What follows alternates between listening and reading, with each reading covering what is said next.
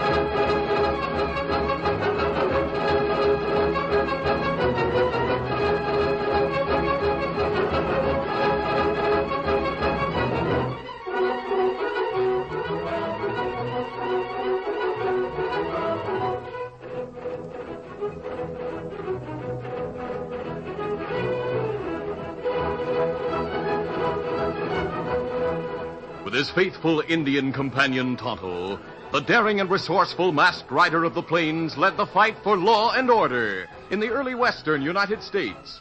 Nowhere in the pages of history can one find a greater champion of justice. Return with us now to those thrilling days of yesteryear. From out of the past come the thundering hoofbeats of the great horse Silver. The Lone Ranger rides again. Come on, Silver. Let's go, big fellow. Hi-yo, Silver! Hi!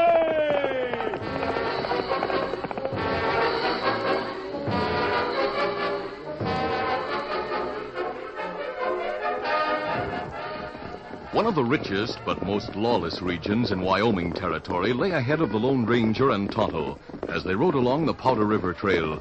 The Indian was pointing. Fork ahead. Me see signpost there. It points away to the town of Gunstock. That's the county seat. Something nailed on post, under sign. Look like notice. Yes, it is a notice. Pull up. Whoa, Easy, steady, big fella. What'd it say?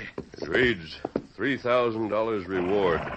The above reward will be paid by the Board of County Commissioners for information leading to the capture and conviction of the person or persons responsible for the murder of Sheriff Richard Lee. The notice is signed Mrs. Richard Lee, Sheriff. Uh-huh. Woman sheriff?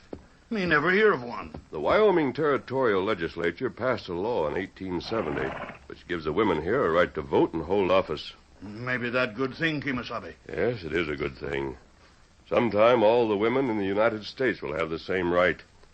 Mrs. Lee was probably appointed sheriff. Yes, we'll take the trail to Gunstock. Why we go there, Kimasabi? To offer our services to Mrs. Lee. I not only want to see justice done, I want to help her succeed in her office for the good of women everywhere. Come on, Silver. Scout.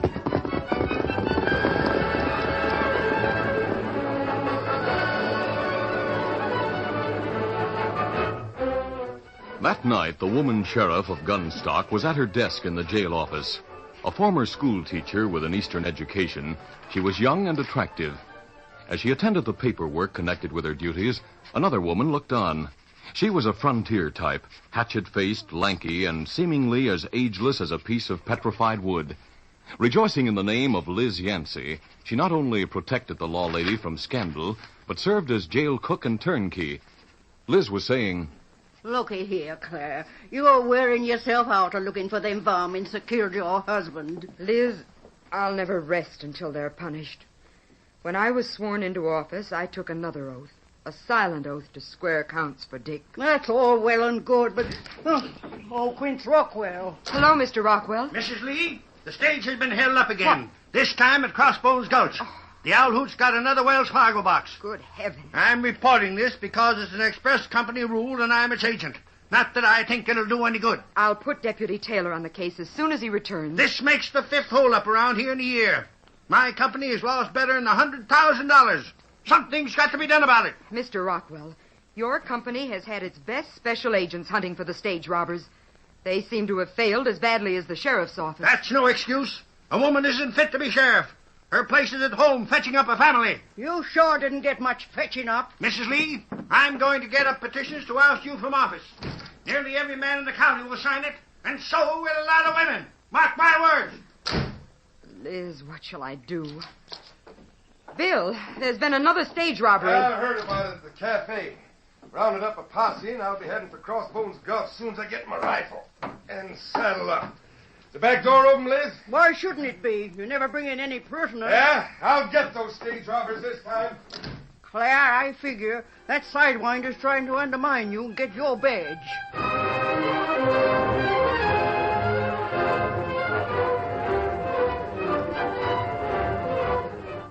Several hours later, Liz Yancey retired to a side room in which she slept, with a Colt 44 under her pillow and a sawed-off shotgun leaning against the bed. Mrs. Lee remained at her desk.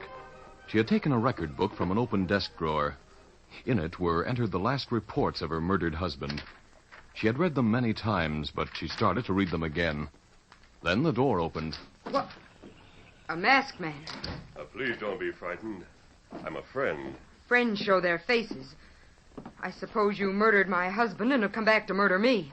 Mrs. Lee, I'm here to volunteer the services of an Indian friend and myself. We want to help you solve that case. Then why are you wearing a mask? If my face were to become known to outlaws, it would handicap me in bringing them to justice. So you're a professional bounty hunter. No, I don't work for rewards or pay. Perhaps a silver bullet will identify me. Please take it. Yes, it is a silver bullet, but it means nothing to me. I still don't understand your motive in offering aid. Because I believe in maintaining law and order. Does that explain my purpose? It does indeed. Mister, did you know that the gunstock stage was robbed again today? My friend heard about it and told me. We'd have gone to the scene, but a posse was already on the way, and I wanted to avoid being questioned about my mask. I believe there's some connection between the stage robberies and my husband's murder. Oh, what makes you think so? Here is the last report Dick entered in his record book. It's dated August 17th and reads, "First stage robbery county ever had was reported at 1 p.m. today. 5 masked men took express box containing $11,000, went to scene, failed to pick up trail, but found heel shot from one outlaw's boot by stage passenger." That's all he wrote. 2 days later, he was shot from an alley here in Gunstock. That would seem to indicate that he learned something he didn't record. Why do you say that? Because professional hold-up men rarely kill a sheriff unless he becomes dangerous to them. I have the boot heel in this drawer. Here it is. What do you make of it? Well, it's an ordinary heel as far as the leather manufacturer go, but it tells a story. Posse fellows back, Kimasabi. Them not find anything. Well, Mrs. Lee, this is my friend, Tonto. How do you do? Oh. We've had a lot of experience trailing Indians who were afoot. Whether they wore moccasins or white men's boots, their tracks were easy to identify. That's so. Indians walk with toes pointing in. Heel, sole come down at the same time. Nearly all white men hit the ground first with the back outside edge of their boot heels. That part always shows the most wear. Now, look at this heel. It worn off even. Must be it come from boot Indian wear. Yes, that's my opinion. Mrs. Lee, do any local Indians, perhaps Indians working as cowboys, wear boots? I know of none. Oh, Bill, I didn't hear you come in. A cat put it in the back way in her part of the bunco these fellas have been handing you. Who in blazes are they? They're going to investigate Dick's murder and the stage robbery. Oh, well, I like that. Here I've been doing all your work for you, then you turn around and hire a masked owl hoot and a redskin. You aiming to fire me? Perhaps I should discharge you. You do, and I'll help Quince Rockwell throw you out of office. He's already got petitions all over town, and a lot of folks are putting their John Henrys on him. I'll show Bill you. Taylor, you're through. Give me your badge, gun, and gun belt. They're county property. Like blazes, I will. Do as the sheriff says. Why, you... Don't draw that gun. Let go my arm. Unbuckle his gun belt, Tonto. There. We got it off. Now I'll unpin that badge. There it comes. I'll take those things. You'll pay for this. Taylor, you're a private citizen now. As another private citizen, I'm advising you to forget that you ever saw my friend and me. I'm not forgetting anything. Mister, did I do the right thing? Yes, Mrs. Lee. But Bill may make trouble for all of us. It's likely that he overheard our conversation and will repeat it. Yes, he may talk and be overheard by someone connected with the hold-up gang. That's possible. Tonto, follow him. Try to learn what he's saying and take note of anybody who pays any special attention to his talk. I'll meet you at camp. Ni sabe, Kimosabe.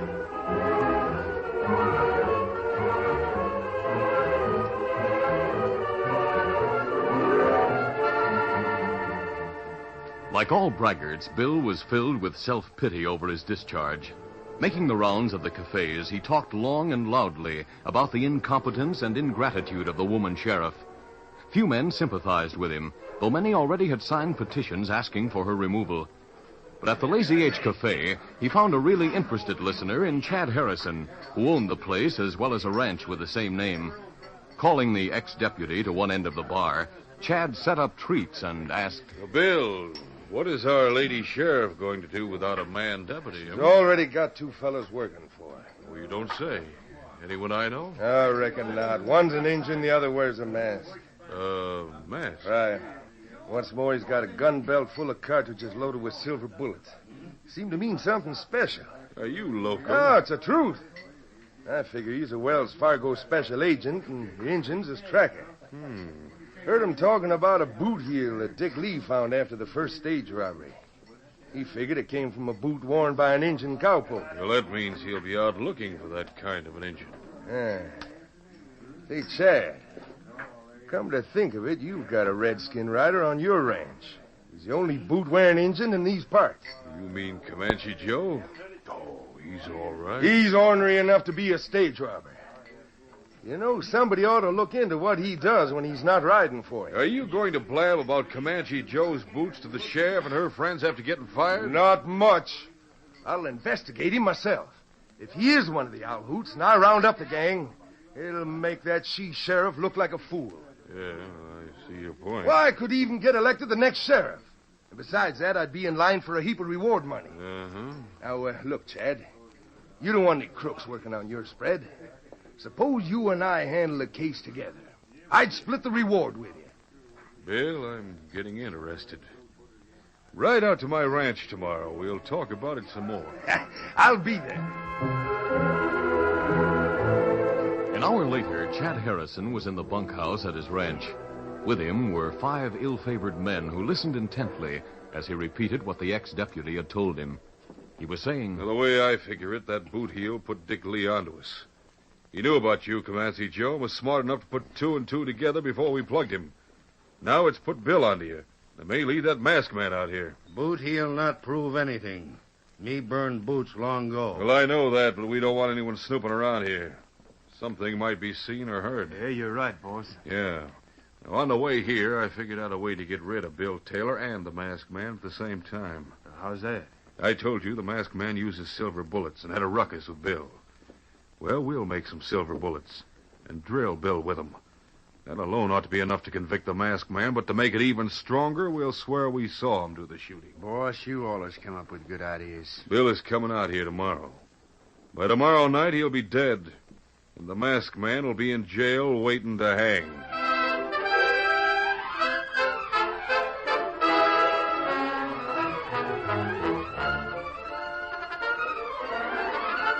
The curtain falls on the first act of our Lone Ranger adventure. Before the next exciting scenes, please permit us to pause for just a few moments.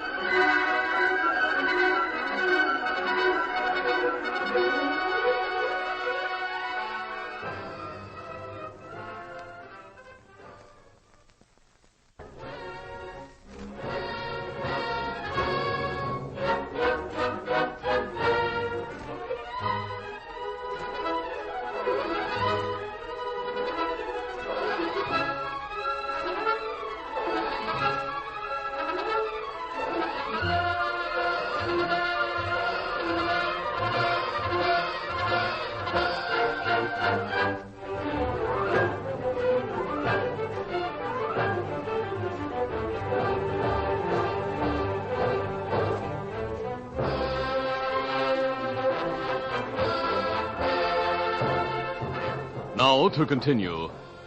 As Chad Harrison and his gang of outlaws plotted to kill Bill Taylor and ex-deputy sheriff with silver bullets and place the blame on the Lone Ranger, Tonto returned to the masked man's camp a short distance from the town of Gunstock.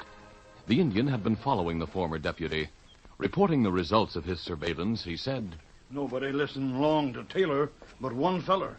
Him run Lazy H Cafe. Did you learn the cafe keeper's name? Him Chad Harrison. Got a ranch called Lazy H. Only Indian cowboy round here work there. How did you learn that? Me meet another Indian in town.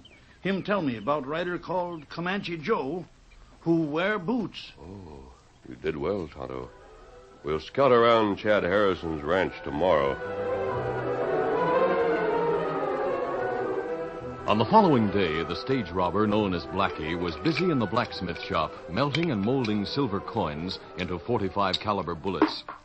Chad Harrison appeared in the doorway. Hey, you'll have to hurry that job, Blackie. Taylor may be here any time now. Yeah, I've finished a dozen, boss. Yeah, that'll be plenty. Here they are. Yeah, they look good enough to fool anyone. I'll load my 2 6-shooters.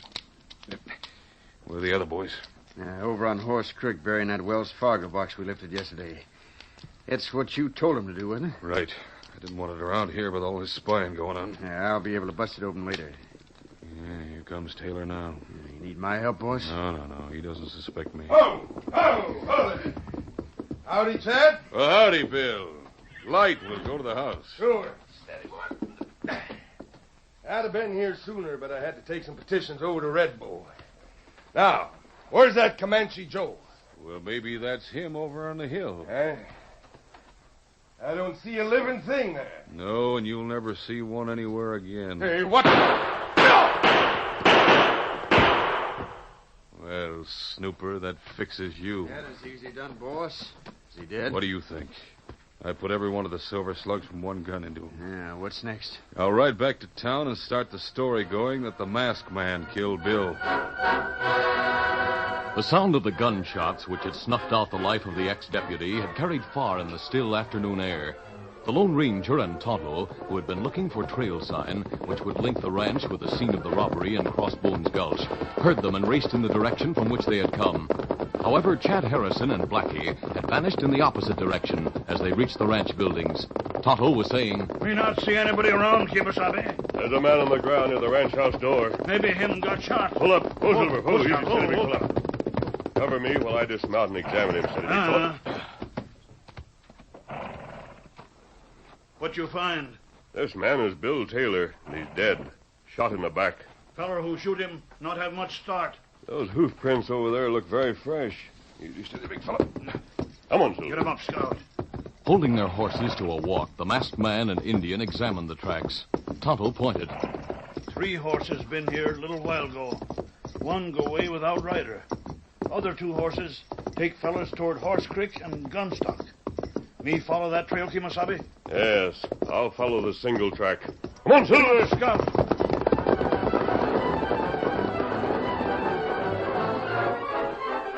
The Lone Ranger, who had unconsciously picked Chad Harrison's trail, followed it to the edge of Gunstock without sighting the man. Backtracking, he made a futile search for Tonto, then returned to the Lazy H Ranch with the intention of taking Taylor's body to town. But like his friend, the dead man had mysteriously disappeared. Deeply puzzled, the masked man again set out for town, reaching it shortly after dark. Skirting the business district, he rode through an alley to the rear of the jail. Go, Silver, go. Easy, steady now. Where he dismounted and entered. His first intimation that he himself was in grave danger came when the formidable Liz Yancey stepped out of the jail kitchen and thrust the twin barrels of her sawed-off shotgun against his back with the command, Reach, fella, reach. My hands are up. But you're making a mistake. Don't you know me? I know you're a killer. Clara got him. Bring him here. Move along before my trigger finger gets itchy.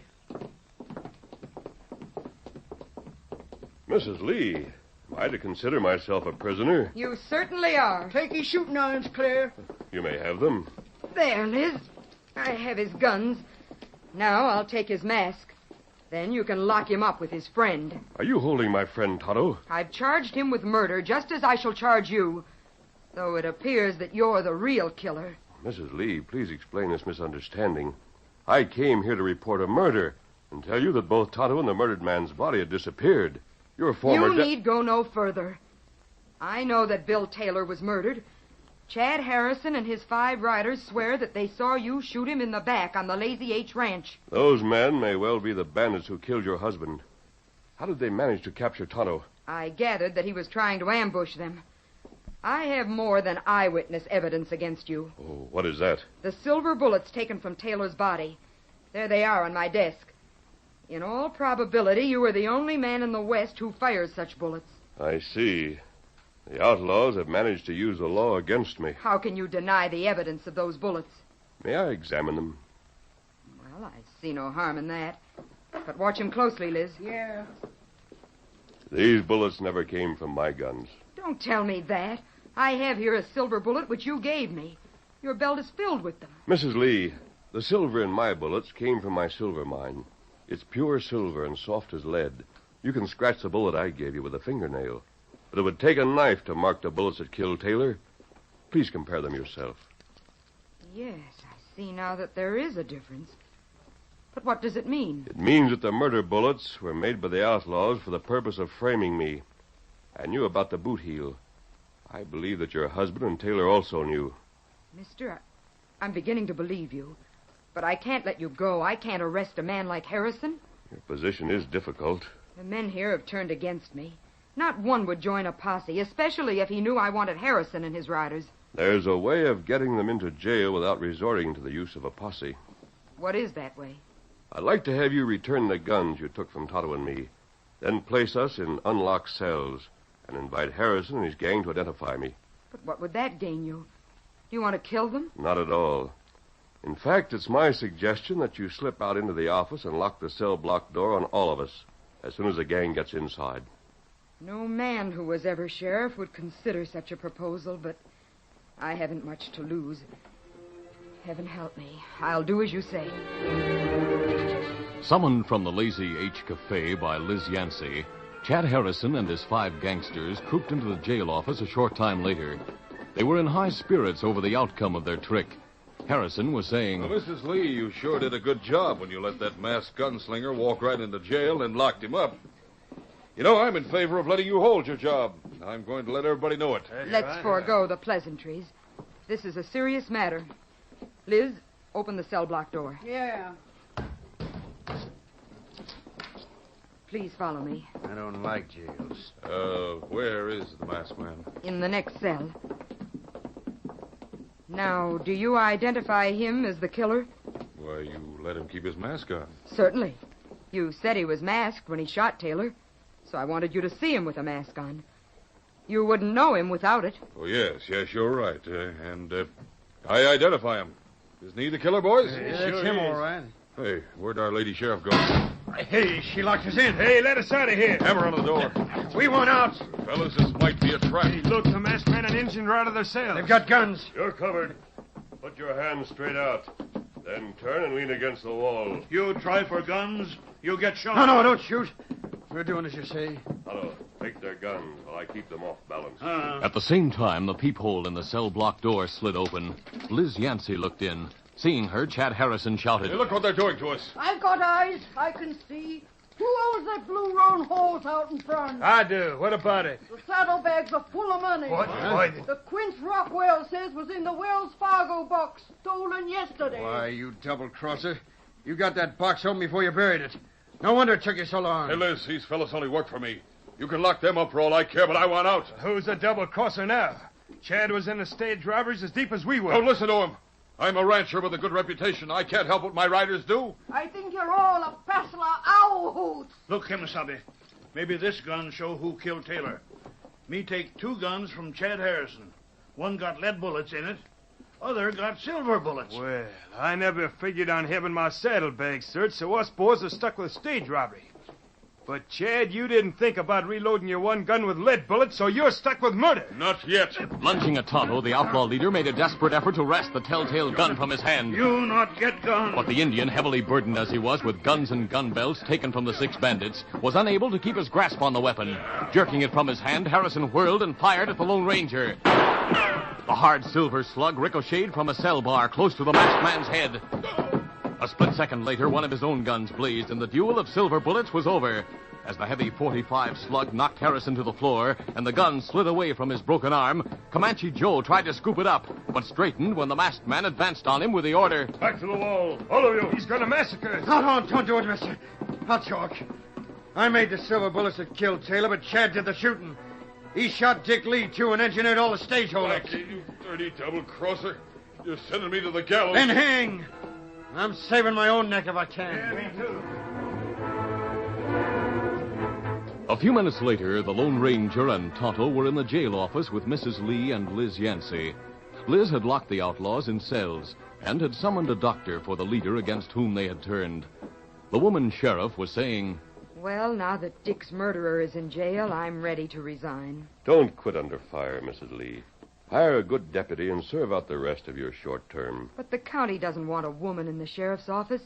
No good lawman would serve under me. Popular feeling will change now that you've caught your husband's killer as well as the stage robbers. But I didn't catch anyone. I owe everything to you and to your friend. You have a reward coming from the county. No one is indebted to us. The satisfaction we get out of helping others is reward enough. Now that our work here is finished, we'll ride on. I'm sorry to see you leave. We may meet again. Here is the name and address of a padre who will know how to reach me. Communicate with him if you need our help. I certainly shall do so. And thank you for everything. Come on, Tonto. Adios, Mrs. Lee. Adios, Liz. Adios. Claire, who is that masked man? Liz, it took a long while for me to put things together.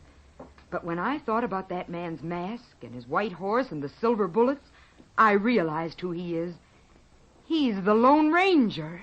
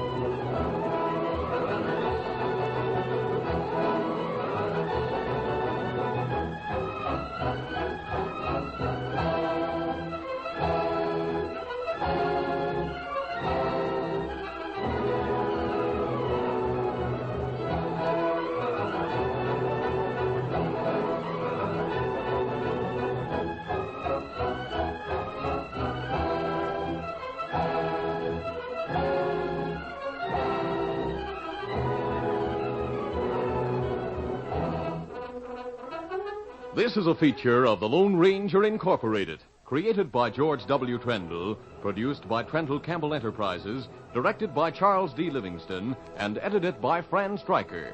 The part of the Lone Ranger is played by Brace Beemer.